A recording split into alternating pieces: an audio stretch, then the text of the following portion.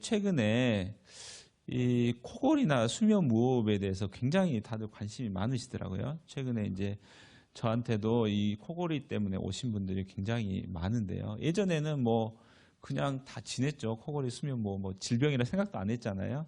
근데 지금은 이제 삶의 질이 높아지고 이제 이 수면의 중요성을 사람들이 알기 때문에 이거에 대해서 많은 사람들이 이제 궁금해하고 또 많이 이제 찾아오고 합니다. 이제 근데 이거는요, 이상하게 본인이 불편해서 오는 경우가 별로 없어요.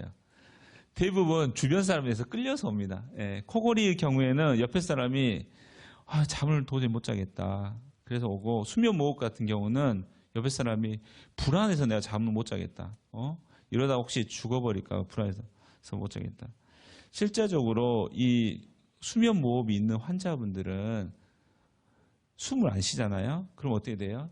산소 공급이 안 되겠죠. 뇌로 적절한 산소 공급이 안 되기 때문에 치매라든지 중풍이라든지 이런 뇌의 질환이 굉장히 많이 늘어나게 되고요.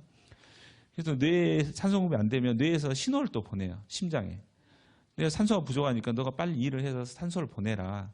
그런데 이제 심장이 그러다 보면 어떻게 돼요? 빨리 뛰게 되죠. 심장에 부담이 많이 늘어납니다. 그래서 뭐 심근경색이라든지 심정지라든지 이런 각종 심장 질환들이 굉장히 많이 늘어나게 됩니다. 그래서 일반인에 비해서 많게는 3배에서 10배 정도 심장 질환이 많은 것으로 지금 보고가 되고 있어요. 그래서 지금은 이거를 단순한 그런 증상이 아닌 질병으로 생각하고 적극적으로 치료를 해야 됩니다. 그렇지 않으면 건강한 생활을 하는데 상당히 문제가 있을 수가 있어요. 그래서 이제 우리가 보통 한 7시간에서 8시간 정도 충분히 자야지만 우리가 다음날 정상 생활을 할 수가 있거든요. 우리가 이거는 핸드폰 배터리하고 똑같은 거예요. 우리가 핸드폰 쓰고 배터리가 나가잖아요. 하루 정도 쓰면. 근데 충전 안 하면 어때요? 다음날 쓸 수가 없죠. 마찬가지로 우리가 하루 일을 열심히 하고 나면 잠을 자야 돼요. 잠을 자지 않게 되면은 다음날 일을 할 수가 없는 것입니다. 그래서 그만큼 이제 수면이 중요하다. 그래서 집중력, 뭐 기억력 향상이라든지 비만, 당뇨를 예방하고 안전사고를 예방하고 고혈압이라든지 심장질환 같은 것을 예방할 수가 있다. 것입니다.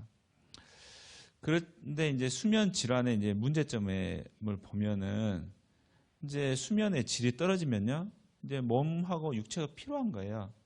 정신적, 육체적으로 피로하고 뇌 기능이 떨어지고, 그러다 보면은 졸리고 피곤하고 두통도 생길 수가 있고 집중력도 떨어지고, 이게 오래되면 어떻게 돼요? 아까 제가 말했듯이 심혈관계 질환이라든지 뭐 우울증 같은, 그 다음에 불임 같은 이런 여러 가지 동반 질환들이 또 발생하게 됩니다. 그러면 코골이 같은 경우는요, 우리가 얼마만큼 사람들이 가지고 있느냐, 나이하고 비례해요. 50세면 50%가 코골이가 있습니다. 60세면 60%가 있고요. 70세가 되면은 70%의 사람들이 코골이가 있습니다. 예, 예. 다음으로 이제 수면 무호흡이라고 하는 것은 잘 모르실 거예요. 코골이는 대부분 다 잘 아는데 수면 무호흡을 정확히는 잘 모르실 거예요. 수면 무호흡은요, 쉽게 말하면은 10초 이상 숨을 안 쉬는 거예요. 수면 무호흡이고요. 이게 1시간에 5번 이상 되면은 이거는 심각한 겁니다. 이것은 반드시 검사하고 치료를 받으셔야 되고요. 그다음에 이제 코 안에 뭐 물혹이 있다든지, 아이들 같은 경우는 가장 많은 원인이 이제 코 뒤쪽에 보면 아데노이드라고 편도선 조직이 있어요. 그래서 이 편도선이 커서 코를 막고 있는 경우가 가장 많고요. 애들 같은 경우는 코골이 때문에 환자가 오잖아요. 대부분 편도선입니다. 그래서 편도선 수술을 해주면서 아데노이드 같이 제거해주면 95%는 코골이가 좋아지고요. 그 다음부터는 코로 편하게 숨을 쉬고 이제 입도 안 벌리고 자고 정상적으로 성장이 가능합니다.